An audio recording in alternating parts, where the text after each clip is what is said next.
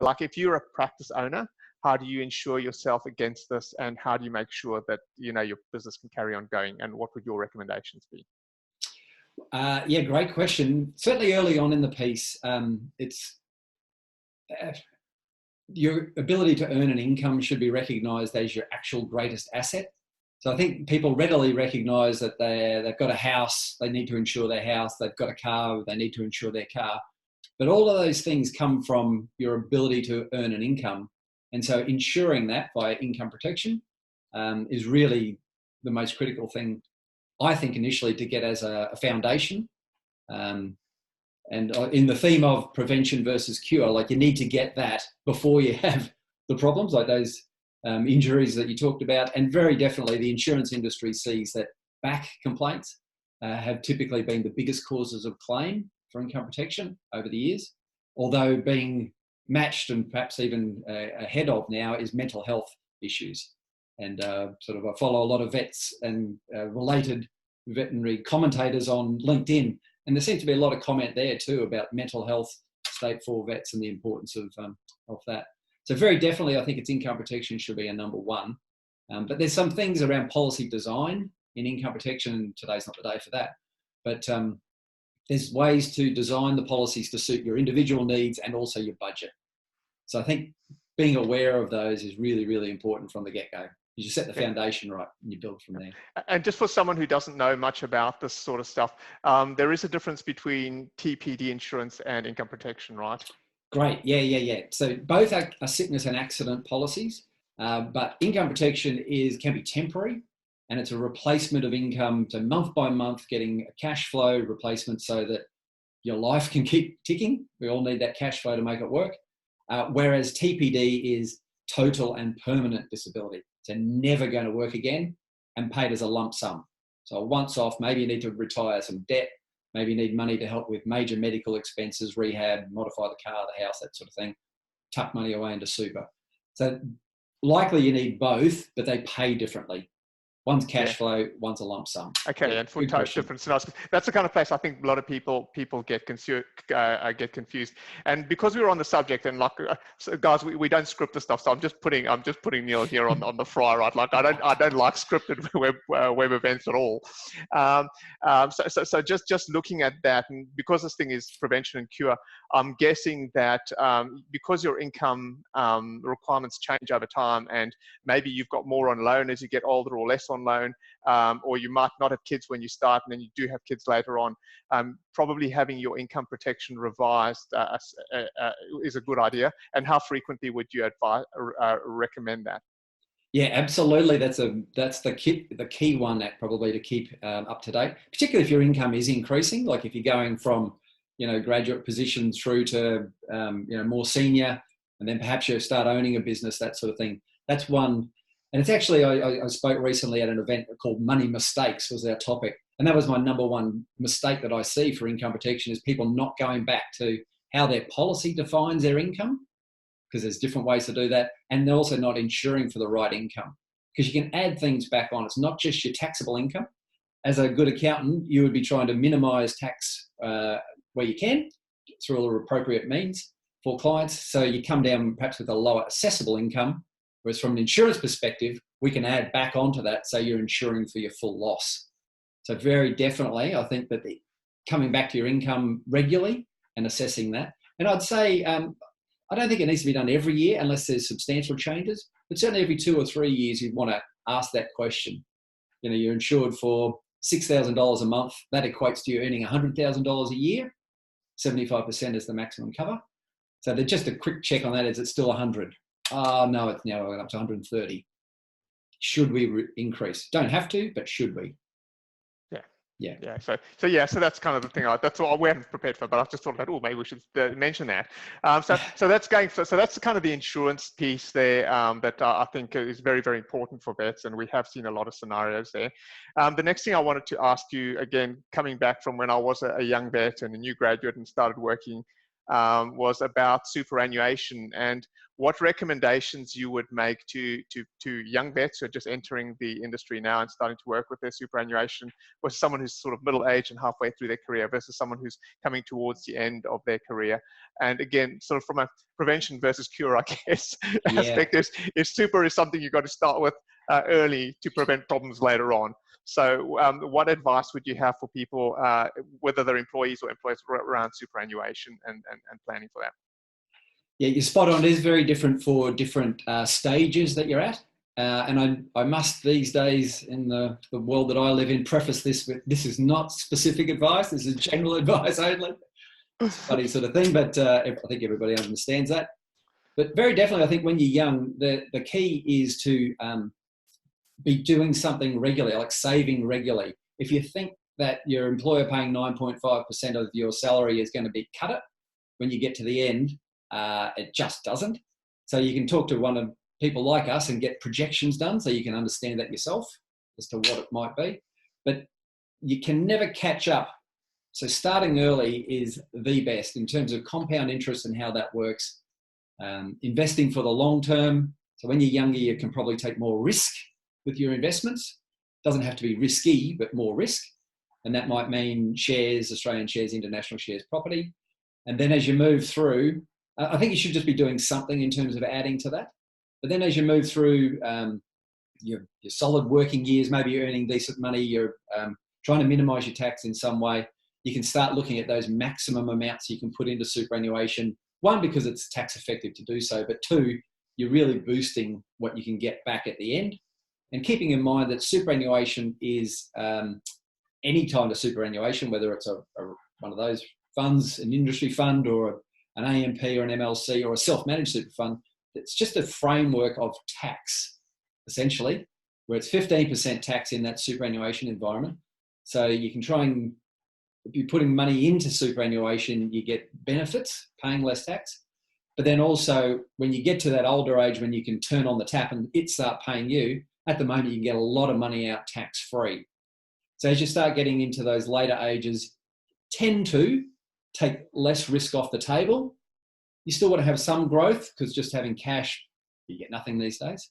But if you can be working with an advisor who's managing the stages for you, I think that's the prevention that you should be doing with superannuation, is not just leave it to the end and go, oh, what do I do now?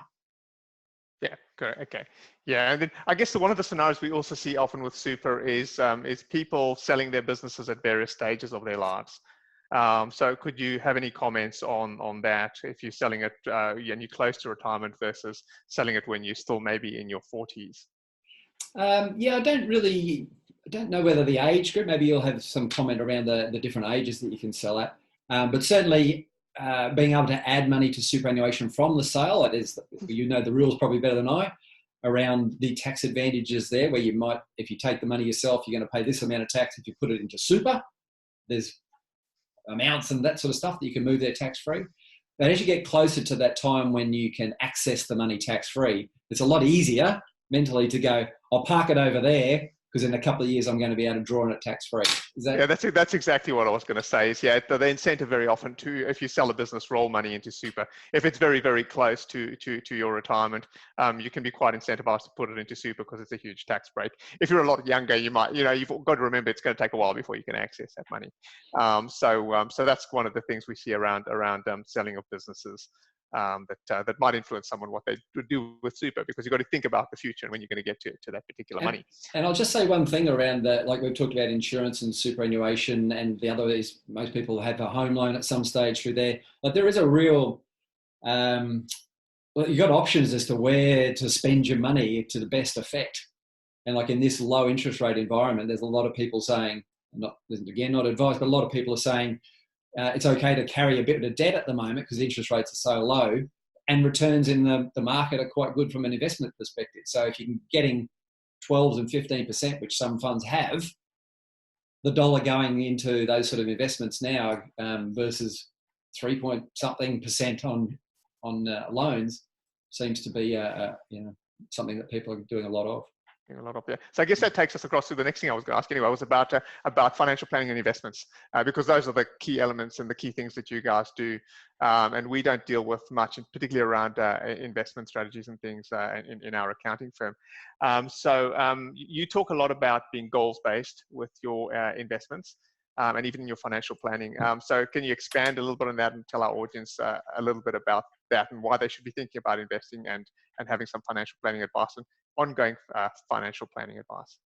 Yeah, thank you. And I hate doing this disclaimer thing, but I'm going to have to say again so I don't get shot by the regulators, that my specialty is insurance, people insurance.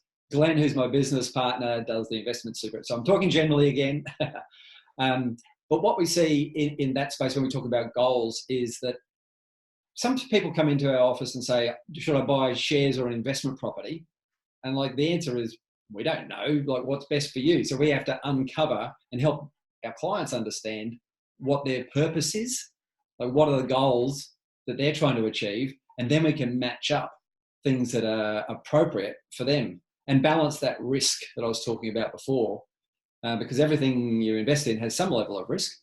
So it's really, really important not just to be saying, well, we can get you 8% in a balanced fund or 10% in a growth fund. It's actually, what is the purpose of this? Because people, it's much like we're trying to relate this to the veterinary world as well. Clients come in with an animal and they want to work on the same page as you. You're trying to lose, Fido needs to lose some weight. And it's fine that the vet says, okay, here's our strategy, here's our plan. But when they leave the office or leave the practice, if they then start feeding Fido, I don't know what they feed them to fatten them up, but that's working against the strategy. And it's the same that we see is we say, okay, you need to be able to save this amount, put it into here. You bring the ingredients and tell us what cake you want to make and we'll show you how to make the cake. But you've got to bring the ingredients. So it's a two-way street. And that's the relationship that you need to have with your clients in the financial world. And I imagine that that's how it works in the veterinary world as well. To get the best outcomes, you work collaboratively. Would that be fair? Yeah, I would say, and that's what's like, you really need to have a consultation and discussion with that particular client to see what they want, because what might be good for one person might not suit someone else, for sure.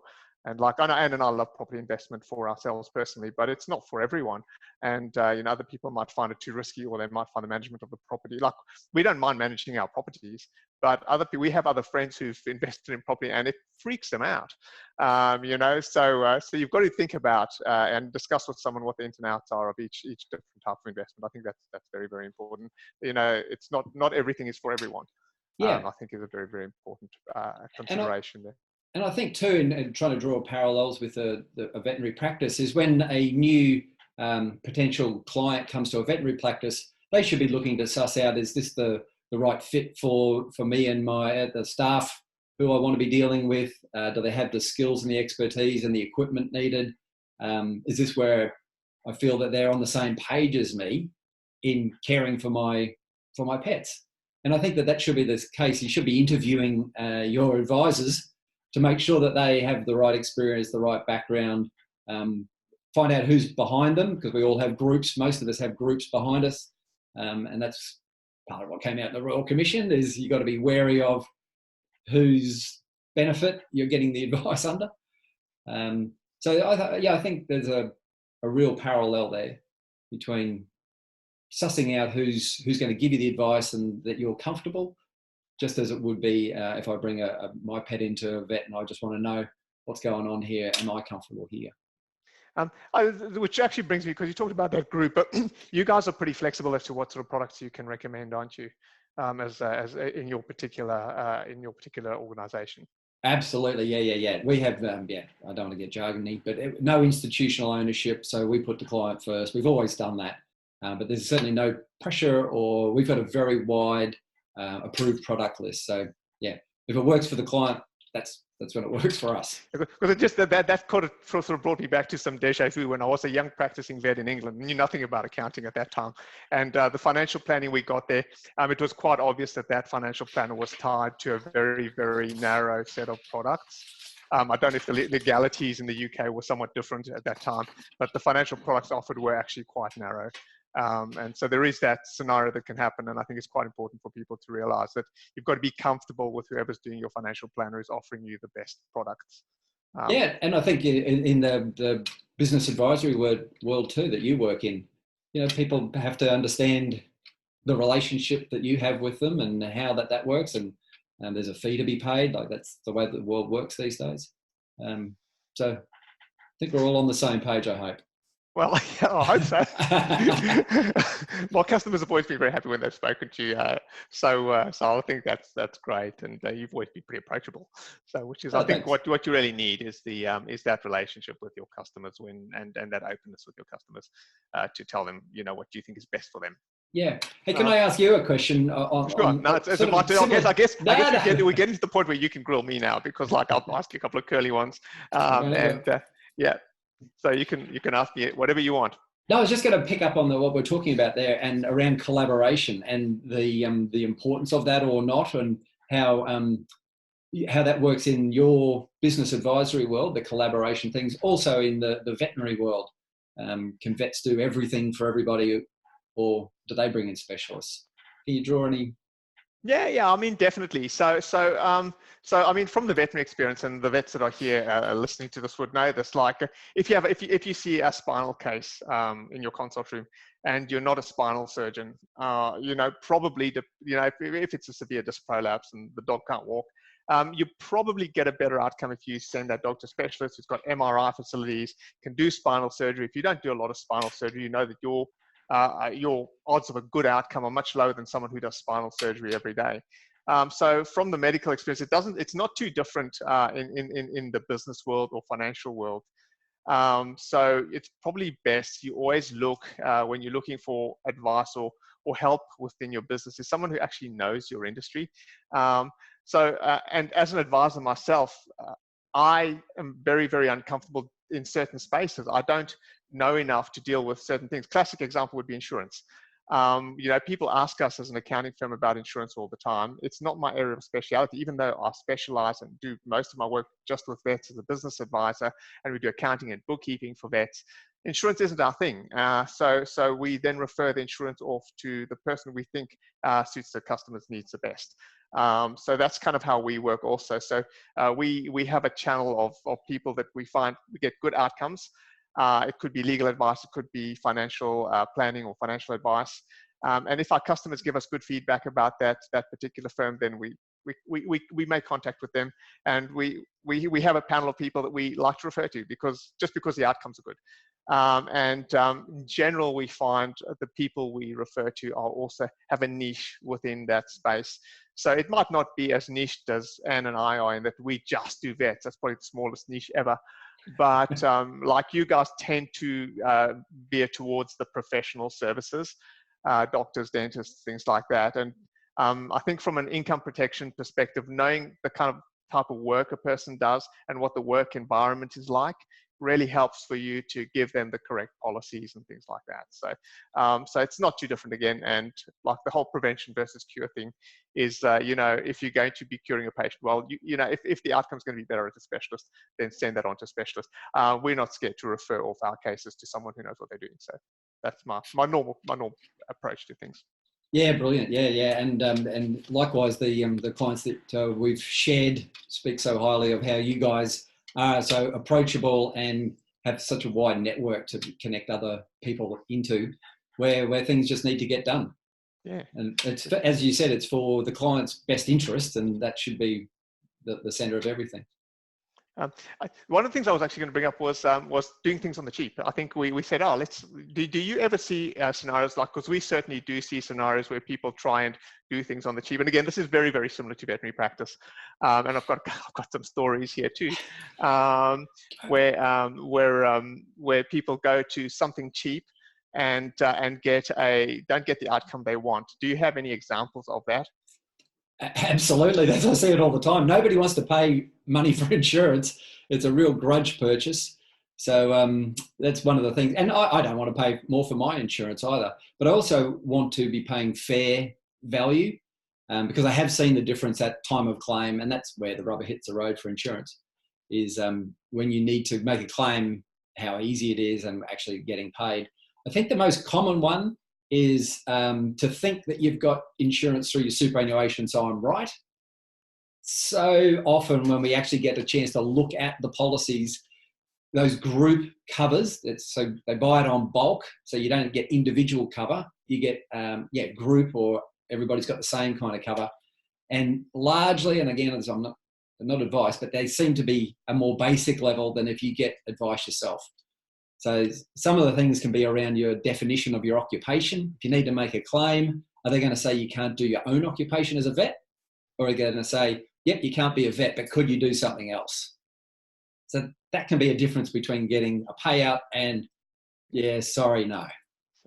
So do you see this up? And again, this is something we haven't prepared for this. Do you see this coming off like online, like people buying insurances online without a consultation effectively or without an interview with anyone? Does that happen a lot? Because we see that. I mean, we see that in the business structure setup space where people are setting up business structures. Do you see that anywhere, or where there's minimal consultation done with the client? I don't see it, because I'm totally at the other end of the scale, where it's all about relationship and understanding and giving specific individual advice. So I guess people are doing it because they advertise on TV and radio and that sort of thing.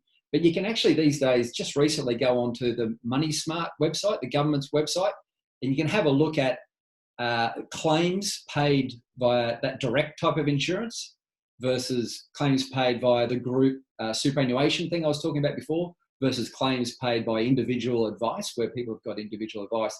And the stats, like I'm not going to quote them because I'll get them wrong, but it's sort of like 70% paid, 80% paid, and 93% paid with an advisor. Something like that. Go and check it out yourself. But it's a bit fraught to do it that way, because you can point at it. I've done a video actually called The Illusion of Insurance. I can see it on the paper, but when I go to touch it, it's gone.